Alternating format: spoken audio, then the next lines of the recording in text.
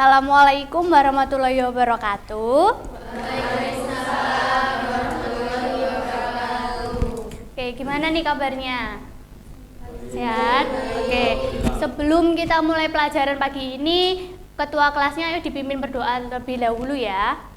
Baik, sebelum mulai pelajaran, mari kita berdoa sesuai keyakinan masing-masing. Doa mulai. Doa selesai. Oke. Nah, hari ini yang nggak masuk siapa? Ada yang nggak masuk hari ini? Oke, masuk semua. Udah siap buat belajar hari ini belum? Siap, Bu. Oke, udah siap ya? Oke, bukunya dimasukkan, keluarkan selembar kertas, kita ujian. Loh, tadi katanya udah siap semua. Siap belajar, Bu. Oke, siap buat belajar. Ada yang tahu nggak hari ini kita mau belajar materi soal apa? Belum tahu. Oke, belum tahu. Di sini pasti udah punya pacar semua kan? Masa sih belum? Mbak Vina nih, menurut Mbak Vina, kalau mau hubungannya itu tetap langgeng, terus berjalan dengan baik sama pacarnya, itu Mbak Vina kira-kira perlu menjaga apa sih?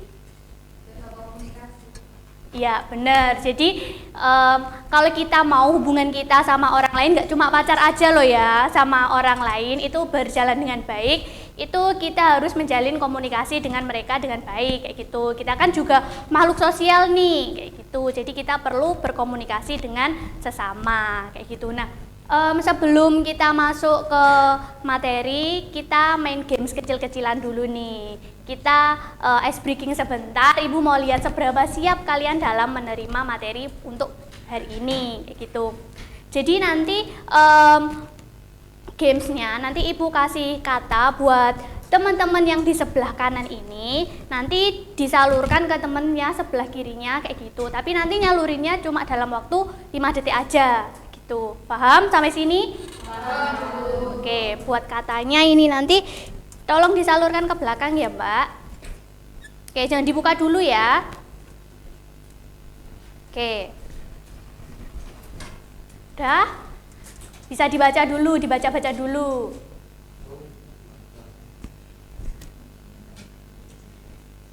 Sudah?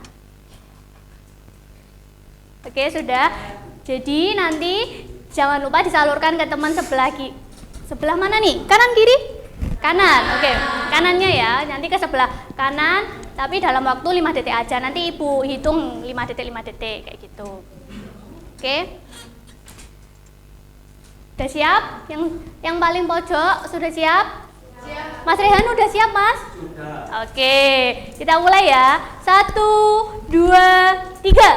1, 2, 3, 4, 5. Ayo geser.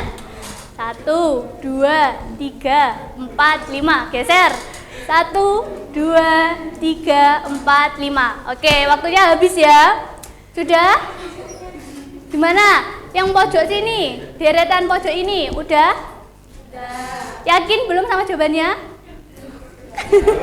Oke, bisa maju ya. Ayo maju. Ayo maju.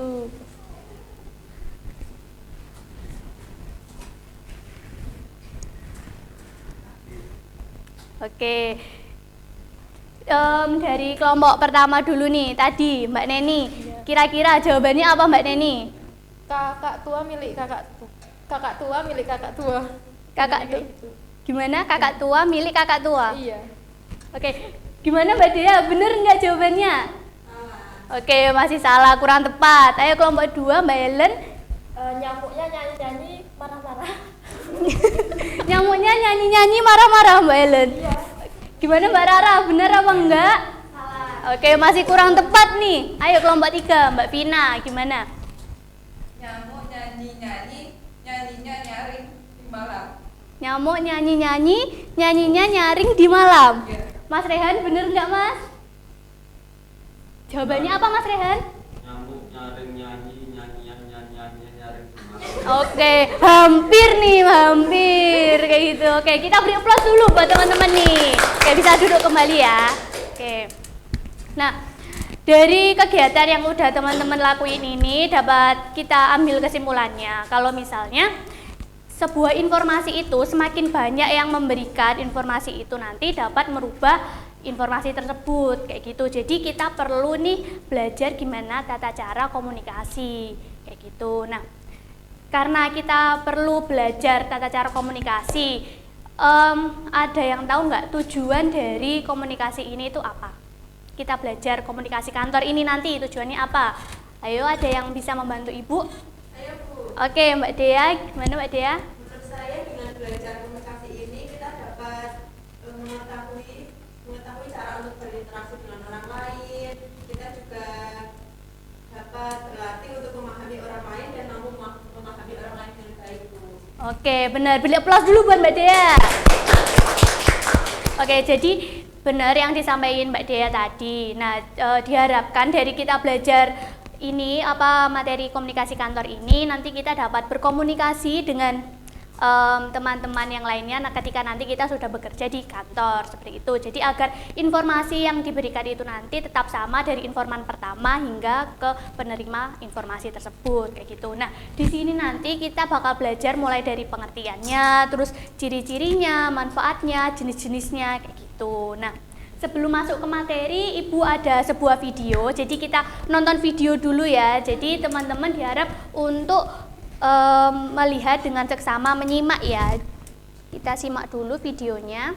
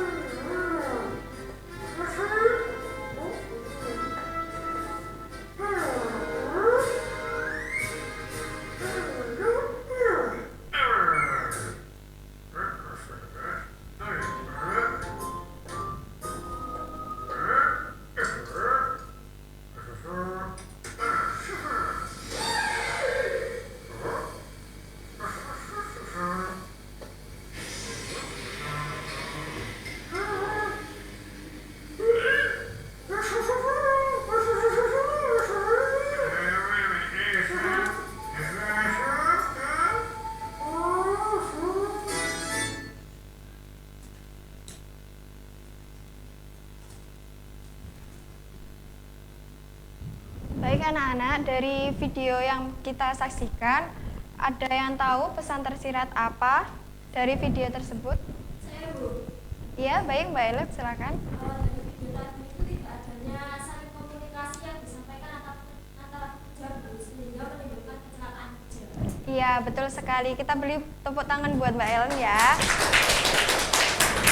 Nah, dari video tersebut kita bisa menyimpulkan bahwa pentingnya komunikasi dalam pekerjaan untuk mengurangi resiko terjadinya kesalahan kinerja yang akan menimbulkan kerugian di suatu kemudian hari. Seperti yang dijelaskan seperti ilustrasi video tersebut, ada 2 karyawan dan salah satu karyawannya mengalami cedera karena tidak berkomunikasi bersama rekan kerjanya yang jika dia berada di dalam mesin. Jadi dia mengalami kerugian. Baik, setelah itu Ibu akan menayangkan lembar kerja yang berupa gambar, dan gambar tersebut nanti merupakan contoh dari komunikasi kantor.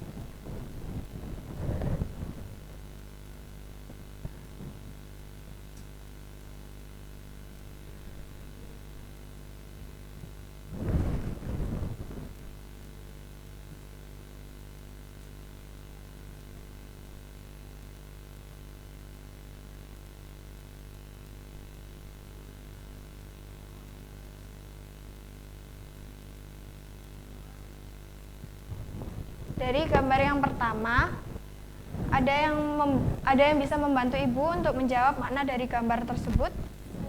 Iya, silakan Mbak Neni. Jadi gambar tersebut merupakan komunikasi yang dilakukan secara kelompok dengan memperhatikan suatu gambar dengan seksama. Iya, betul sekali. Jadi dari kita bisa melihat gambar yang pertama ini ada sekumpulan orang yang sedang berdiskusi ya sambil melihat suatu gambar. Untuk gambar yang kedua,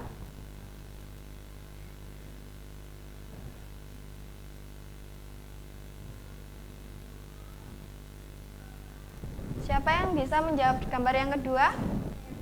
Iya, silakan. Gambar seseorang yang sedang melakukan komunikasi jarak jauh dengan berjalan.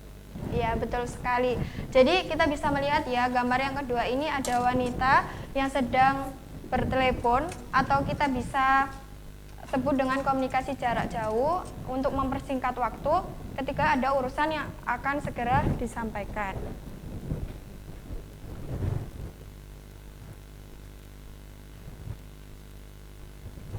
Dan untuk gambar yang ketiga, siapa yang ingin menjawabnya? Saya Bu. Iya, silakan Mas Nathan. Gambar tersebut terdapat komunikasi antara dua orang yang membahas suatu pekerjaan. Iya, betul sekali Mas Nathan. Jadi di gambar ketiga ini ada dua orang yang sedang berkomunikasi mengenai suatu pekerjaan. Sampai sini bisa terpahami kan? Ya. Jadi setelah ini kalian akan belajar mengenai lebih detail mengenai komunikasi perkantoran.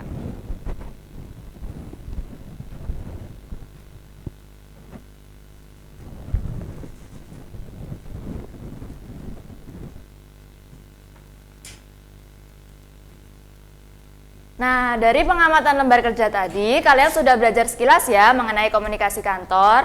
Contoh-contohnya juga sudah tahu ya. Nah, sekarang Ibu akan menjelaskan lebih lengkap materi mengenai komunikasi perkantoran.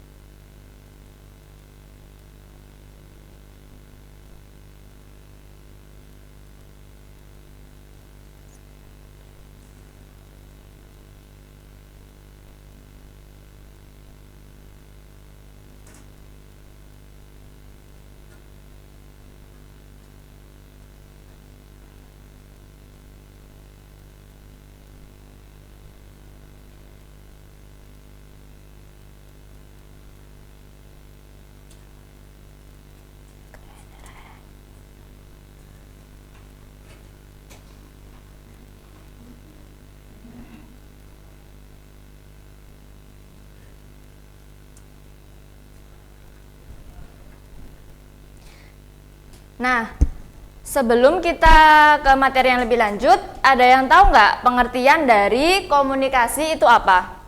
Saya Bu. Ya, Mbak Helen? Komunikasi adalah proses pertukaran dan pemahaman informasi antara dua pihak atau lebih. Nah, benar sekali. Jadi,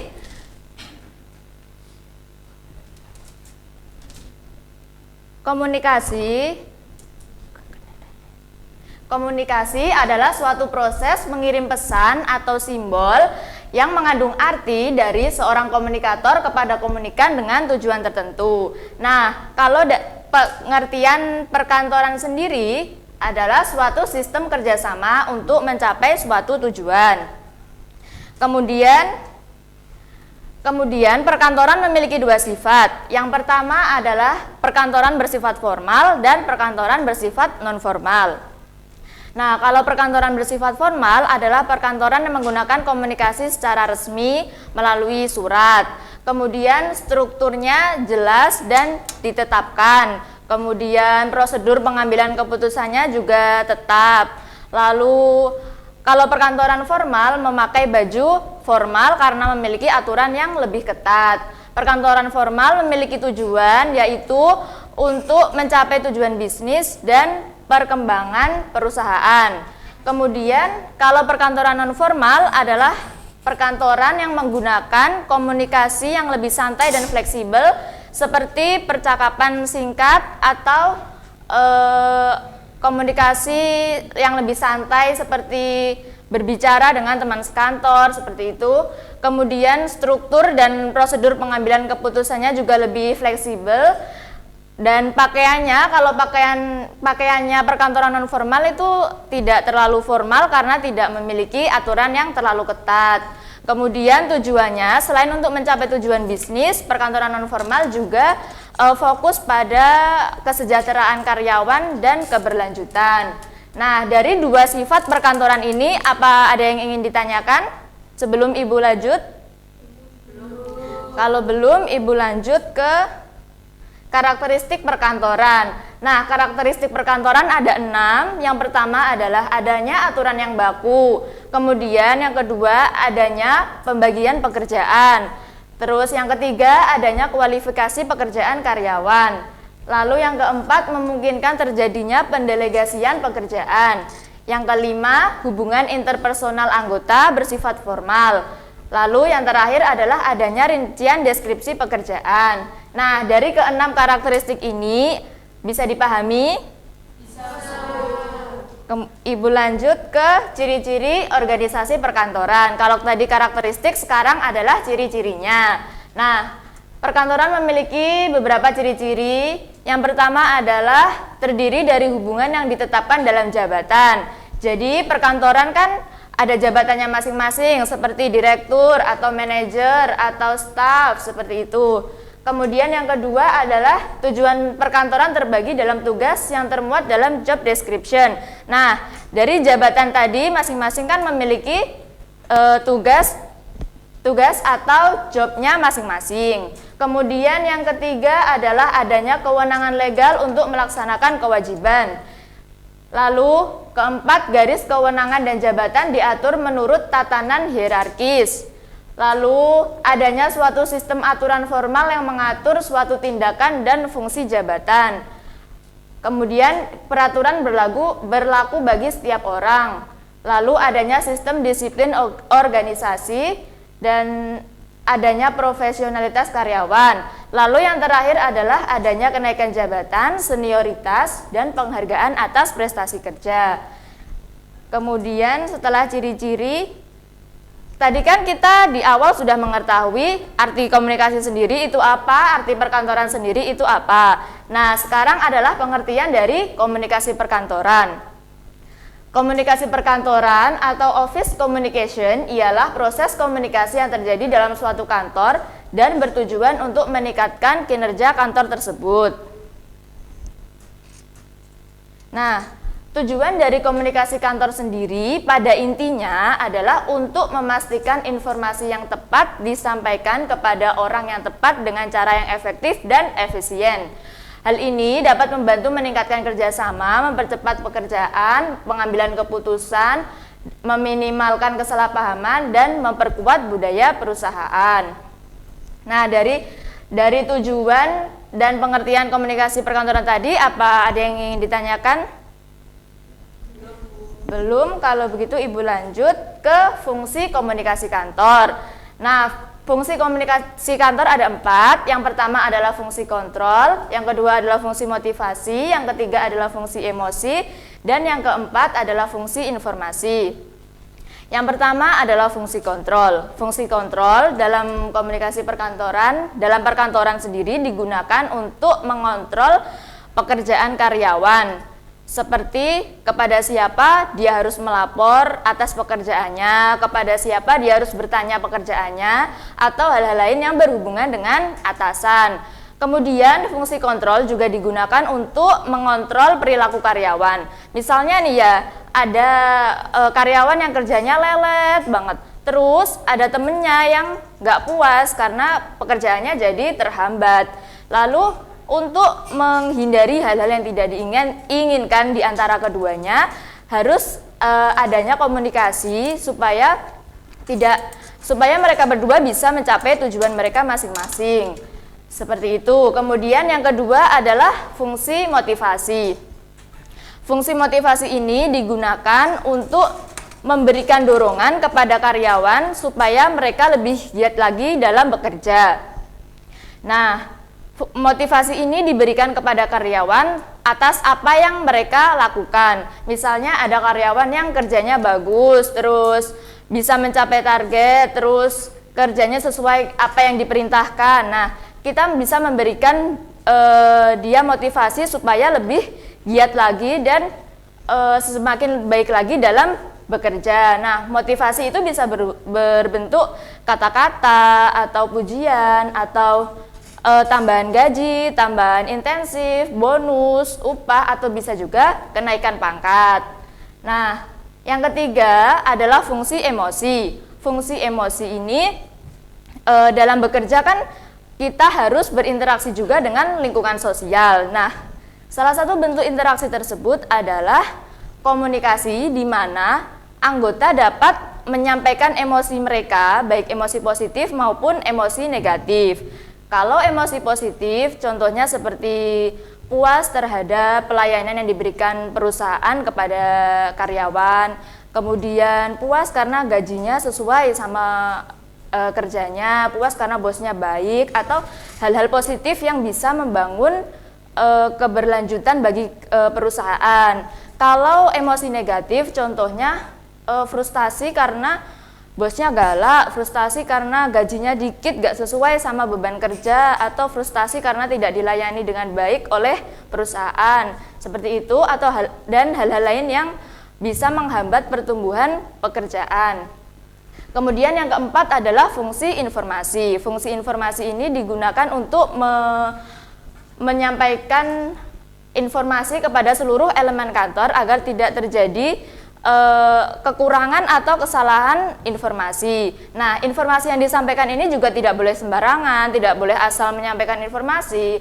Informasi yang disampaikan harus informasi yang benar, akurat, terus bisa dipercaya. Tidak boleh menyebar kebohongan, fitnah, apalagi sampai menyebar hoaks, seperti itu. Nah, dari keempat fungsi yang Ibu jelaskan tadi, bisa dipahami? Bisa. Ibu lanjut ke macam-macam komunikasi kantor. Nah, ada 6 macam-macam komunikasi kantor. Yang pertama adalah komunikasi verbal.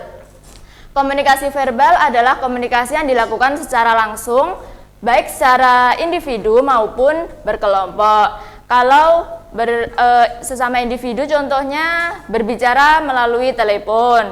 Seperti itu. Kalau secara berkelompok, seperti rapat atau diskusi, yang intinya bersama-sama, tetapi mereka berkomunikasi secara langsung. Yang kedua adalah komunikasi tertulis. Komunikasi tertulis bisa dalam bentuk email, kemudian surat, lalu kalau dalam perusahaan bisa bentuk laporan ataupun dokumen-dokumen. Lalu yang ketiga adalah komunikasi nonverbal. Komunikasi nonverbal adalah komunikasi yang dilakukan secara tidak langsung melalui gerakan tubuh atau gerakan mata atau bahasa-bahasa isyarat yang digunakan untuk menyampaikan pesan. Seperti itu. Kalau yang keempat adalah komunikasi formal dan komunikasi informal. Kalau komunikasi formal adalah komunikasi yang bersifat resmi, seperti surat resmi, rapat resmi, memo resmi, seperti itu. Kalau komunikasi informal adalah komunikasi yang tidak resmi. Contohnya seperti berbicara sehari-hari bersama teman sekantor, atau berkirim pesan lewat media sosial, atau bisa juga rapat kecil dari sebuah divisi untuk membicarakan pekerjaan. Itu termasuk komunikasi yang tidak resmi. Kemudian yang kelima adalah komunikasi horizontal dan komunikasi vertikal. Kalau komunikasi horizontal adalah komunikasi yang dilakukan dalam jabatan yang sama atau tingkatan hierarki yang sama. Misalnya nih, manajer pemasaran berkomunikasi dengan manajer produksi. Nah, mereka kan tingkatannya sama-sama manajer, jadi mereka berada di tingkatan yang sama. Kalau komunikasi vertikal adalah komunikasi yang digunakan yang berlangsung dalam tingkatan yang berbeda. Hierarkinya berbeda, seperti atasan dan bawahan. Contohnya, direktur berkomunikasi dengan manajer. Mereka kan atasan dan bawahan, direktur atasan, manajer bawahan. Jadi mereka berada pada tingkatan yang tidak sama. Kemudian yang terakhir adalah komunikasi formalitas tinggi dan komunikasi formalitas rendah. Kalau komunikasi formalitas tinggi, komunikasi yang sifatnya rahasia dan dia memiliki protokol yang tinggi. Contohnya rapat pemegang saham. Rapat pemegang saham kan sifatnya rahasia, tidak semua orang boleh tahu, jadi memiliki privasi yang lebih tinggi. Kalau komunikasi formalitas rendah adalah yang tidak bersifat terlalu rahasia dan tidak memiliki protokol yang terlalu tinggi. Contohnya ya seperti rapat divisi untuk membahas pekerjaan, itu sifatnya tidak terlalu rahasia, jadi protokolnya tidak terlalu tinggi. Nah, dari keenam macam-macam komunikasi ini, apa sudah bisa dipahami semua? Bisa, Bu. Kalau sudah, nah, dari materi yang Ibu sampaikan tadi secara keseluruhan, apa ada yang ingin ditanyakan? Belum? Sudah paham sejauh ini? Sudah. Kalau sudah, Ibu akan memberikan tugas yang harus kalian kerjakan secara berkelompok. Nah, tugasnya yaitu kalian harus mengumpulkan macam-macam komunikasi kantor. Kemudian Ibu akan memberikan kalian Ibu akan menyiapkan 2 pertanyaan untuk kalian. Masing-masing kelompok menjawab 2 pertanyaan dan nanti hasilnya ditulis di selembar kertas, kemudian dipresentasikan di depan kelas bersama teman sekelompoknya ya. Nah, untuk tugasnya bisa dipahami? Nah, untuk pembagian kelompoknya deret 1, 2 ini berarti kelompok 1, kemudian deret 3, 4 ini berarti kelompok 2. Paham? Nah, sekarang bisa duduk sesuai kelompoknya masing-masing ya.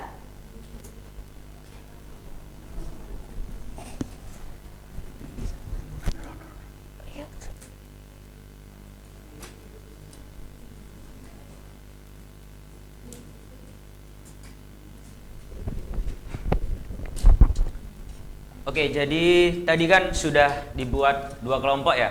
Jadi tugasnya adalah kalian nanti akan berdiskusi. Nanti Bapak kasih 2 pertanyaan dari tiap-tiap kelompok. Jadi kelompok 1 nanti akan ada 2 pertanyaan dan kelompok 2 juga ada 2 pertanyaan. Terus kemudian dari hasil diskusi kalian nanti tiap kelompok akan presentasi ke depan dan kelompok lain akan menyanggah atau memberikan pertanyaan. Jadi semisal ada kelompok 1 yang presentasi, nanti kelompok 2 yang akan memberi pertanyaan dan juga sanggahan dan sebagainya. Ya mungkin saya bagikan terlebih dahulu mengenai soal perwakilan yang di depan aja ya. Kelompok 1 ini. Kelompok 1 pertanyaannya ini dan untuk kelompok 2 pertanyaannya ini. Oke, Bapak kasih waktu 5 menit untuk kalian berdiskusi. Bisa diskusi dengan kelompoknya masing-masing. Saya persilakan. Iya. Bisa diskusi tanpa membuka HP. Jadi silakan explore.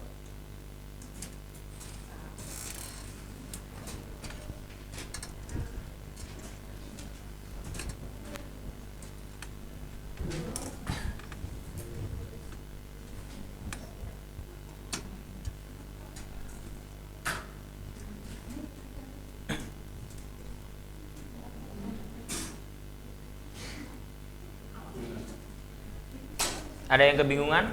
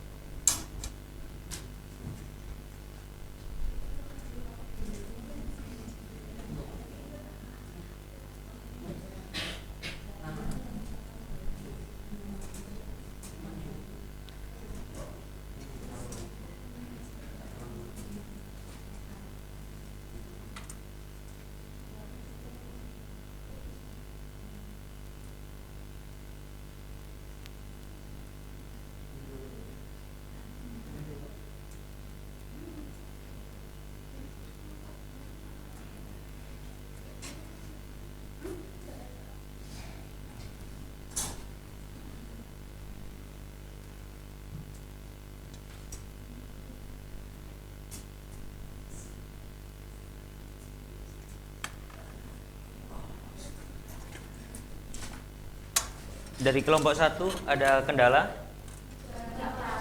Dari kelompok 2 gimana? Belum ada. Oke. Waktu masih berjalan.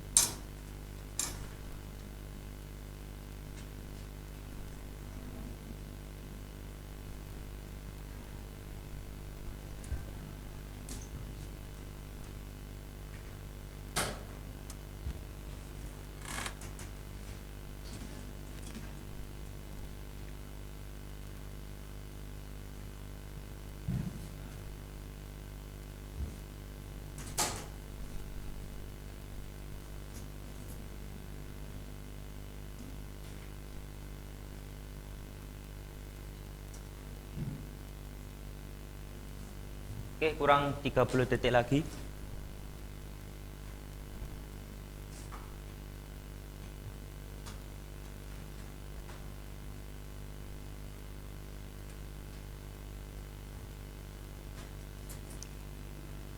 Udah selesai? Kelompok 1 udah? Kelompok 2? Oke. Karena dari kelompok 1 dan juga kelompok 2 udah selesai, mungkin untuk presentasinya dimulai dari kelompok 1 terlebih dahulu. Mungkin perwakilan 2 orang atau 3 orang bisa maju ke depan. Untuk kelompok 2 bisa didengarkan pertanyaan dan juga jawaban dari kelompok 1. Silakan. Jadi untuk pertanyaan yang nomor 1 tadi, mengapa komunikasi perkantoran itu penting dalam sebuah organisasi? Jawaban dari kelompok kami itu komunikasi perkantoran penting karena memungkinkan koordinasi, kolaborasi, pengambilan keputusan yang efektif, serta pembangunan hubungan yang baik antar anggota organisasi. Untuk nomor 2, apa dampak negatif dari komunikasi yang buruk dalam konteks perkantoran?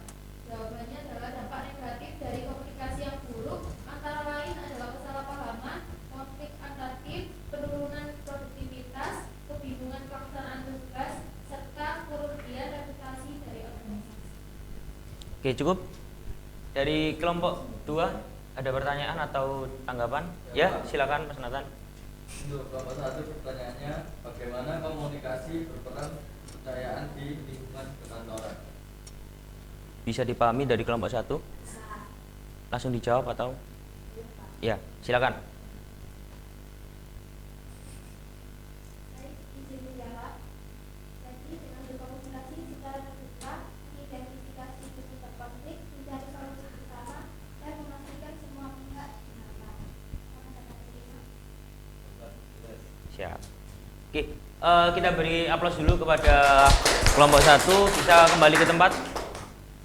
Kemudian bisa dilanjutkan dari kelompok 2 untuk presentasi, untuk jawaban pertanyaan tadi.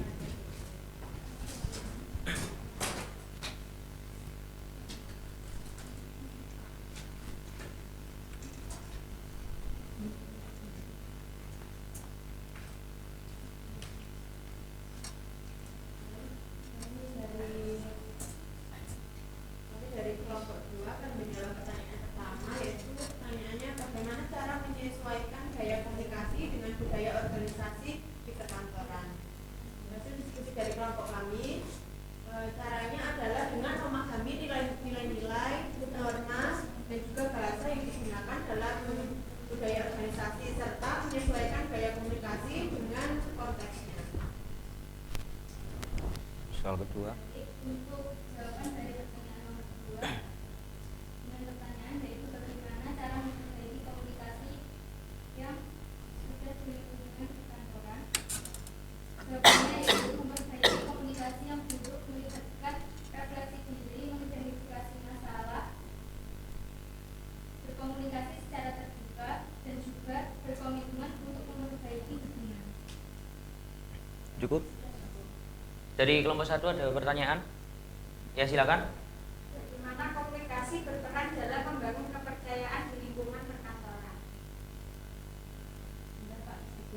Oh, ya silakan.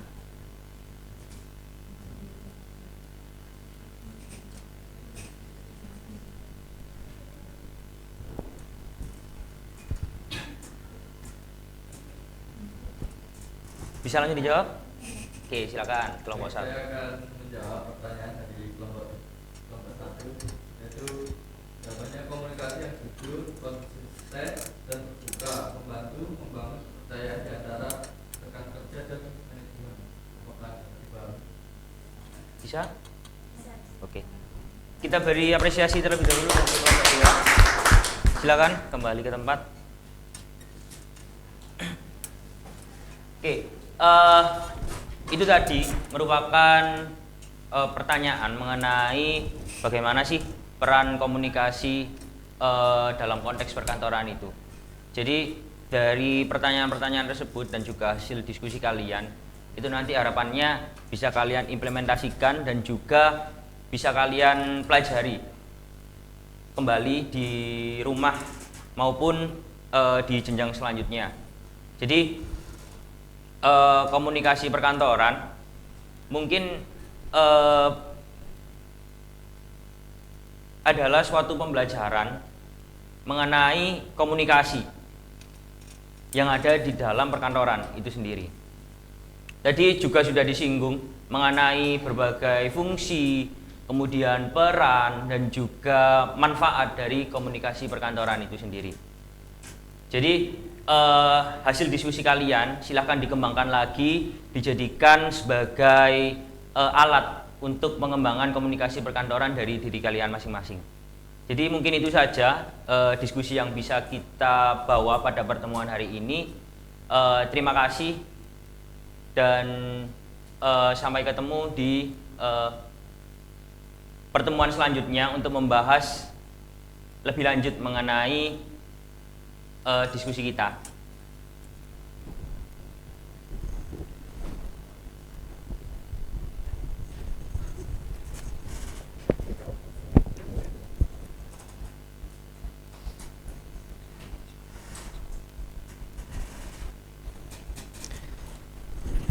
Baik, sebelum kita mengakhiri sesi pembelajaran pada kali ini, mungkin bisa kita rangkum terlebih dahulu ya anak-anak. Mungkin dari anak-anak ada yang ngerti apa poin yang disampaikan pada pembelajaran kali ini?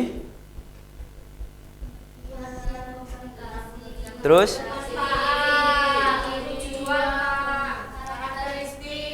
Oke, baik. Untuk komunikasi kantor sendiri merupakan timbal balik dari setiap individu. Jadi keberlangsungan organisasi itu tergantung dari komunikasi kantor setiap individu di dalam organisasi itu sendiri. Jadi begitu teman-teman. Untuk kesimpulan dari pembelajaran pada hari ini, yaitu komunikasi kantor memiliki dua peran utama, yaitu yang pertama sebagai proses pertukaran informasi maupun komunikasi dalam sebuah organisasi. Yang kedua adalah proses interaksi sosial yang membangun sebuah hubungan maupun budaya di dalam organisasi yang merupakan hal yang positif di dalam organisasi itu sendiri. Oleh karena itu, jadi setiap individu di dalam kantor itu harus menguasai komunikasi kantor itu sendiri, yang nantinya komunikasi kantor akan berdampak baik pada organisasi dan kemajuan organisasi yang diinginkan. Jadi begitu. untuk kesimpulan pada pembelajaran kali ini. Mungkin waktu pembelajaran kali ini terasa sangat cepat sekali ya anak-anak. Saya harap untuk ilmu yang kalian dapatkan itu tidak cepat lewat begitu saja, tidak masuk kuping kanan dan juga keluar kuping kiri. Jadi begitu. Untuk teman-teman yang tidak mengerti maupun apa hal yang dilewatkan dari pembelajaran kali ini bisa ditanyakan. Jangan sungkan-sungkan, sesuai dengan kata pepatah, malu bertanya sesat di jalan. Jadi begitu. Terus mungkin pembelajaran kali ini bisa kita selesaikan. Namun sebelum mengakhiri pembelajaran kali ini, untuk ketua kelas bisa memimpin berdoa terlebih dahulu. Untuk ketua kelasnya siapa? Oke. Kepada masnya silakan memimpin berdoa. Baik, sebelum mengakhiri pembelajaran, mari kita berdoa sesuai keyakinan masing-masing. Doa mulai. Doa selesai. Oke. Baik, sebelum kita akhiri pembelajaran kali ini, jika saya ada salah kata maupun perbuatan dalam penyampaian dan juga apa yang dari murid-murid kurang dimengerti bisa ditanyakan kepada saya. Sebelum saya menutup pembelajaran pada kali ini, saya punya pantun terlebih dahulu nih anak-anak. Pergi memancing ke Sungai Sula, memancing nila di hari senja. Pamit undur diri dari saya. Sampai jumpa anak-anak semua.